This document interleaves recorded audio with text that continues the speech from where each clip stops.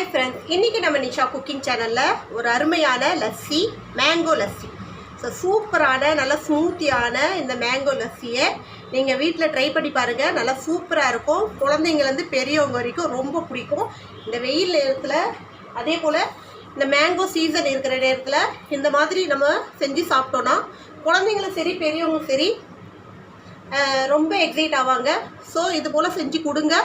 குழந்தைங்களுக்கும் நல்ல ஹெல்த்தியான பொருள்.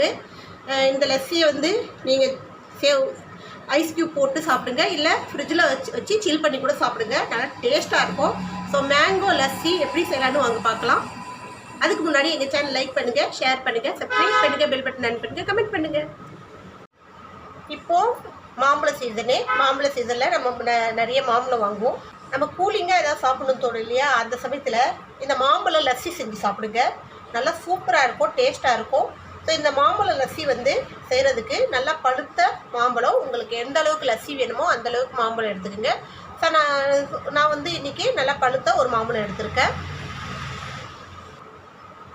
இந்த மாம்பழத்தை கட் பண்ணி இதில் உள்ளே இருக்கிற பல்ப் மட்டும் நம்ம எடுத்துக்கலாம்.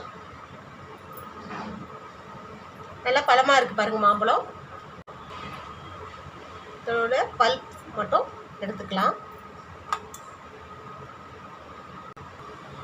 ஸோ இந்த மாம்பழம் லஸ்ஸி செய்கிறதுக்கு தயிர் எடுத்துருக்கேன். ஸோ தயிர் நல்லா திக்கான புளிக்காத தயிர் எடுத்துக்குங்க. ஒரு 2-3 டேபிள் ஸ்பூன் அளவுக்கு நாட்டு சர்க்கரை எடுத்துருக்கேன். ஸோ மாம்பழத்தில் இனிப்பு இருக்கும். ஸோ தயிர் இது இனிப்போ இந்த தயிரோடு சேர்ந்தோ இந்த மாம்பழத்தோட சேர்ந்து நல்லா டேஸ்ட்டாக இருக்கும். சர்க்கரை உங்களுக்கு தேவையில்லைன்னா வெறும் மாம்பழமும் இந்த தயிரை வச்சு நீங்கள் லஸ்ஸி செய்யலாம்.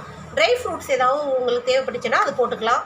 பாதாம், முந்திரி, பிஸ்தா ஏதாவது வேணும்னா கூட இதில் போட்டு ஆட் பண்ணி நீங்கள் இந்த லஸ்ஸி அடிக்கலாம். ஸோ நம்ம இந்த லஸ்ஸிக்கு ஒரு மிக்ஸி ஜார் எடுத்துக்கோங்க. அதில் நம்ம நாட்டு சர்க்கரையை போட்டுக்கலாம். இதோட இந்த தயிர் எந்த அளவுக்கு உங்களுக்கு லஸ்ஸி வேணுமோ அந்தளவுக்கு தயிர் எடுத்துக்கோங்க. இதோட இந்த மாம்பழமும் சேர்த்து நம்ம இதை நல்லா ஸ்மூத்தாக மிக்சியில் அரைச்சிட்டு வந்துடலாம். ஸோ இந்த மாதிரி நல்லா ஸ்மூத்தாக அடிச்சுட்டுங்க.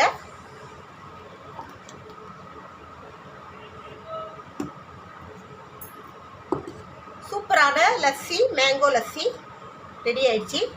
இதே போல் நீங்களும் ட்ரை பண்ணி பாருங்கள். நல்லா அருமையாக இருக்கும். இந்த வெயிலுக்கு இந்த மாதிரி நம்ம செஞ்சு சாப்பிட்டோன்னா உடம்புக்கும் நல்ல குளிர்ச்சி, டேஸ்ட்டும் நல்லாயிருக்கும். அதே சமயத்தில் குழந்தைங்கலேருந்து பெரியவங்க வரைக்கும் ரொம்ப விரும்பி சாப்பிடுவாங்க. ஸோ எங்கள் ரெசிபி எப்படின்னு சொல்லிட்டு கமெண்ட் பண்ணுங்கள். இன்னொரு ரெசிபியோடு உங்களுக்கு சந்திக்க வரை உங்களிடம் விடைபெறுவது உங்கள் நிஷா. எங்கள் சேனல் லாஸ்ட் வரைக்கும் பார்த்து உங்கள் அனைவருக்கும் மிக்க நன்றி. பாய்.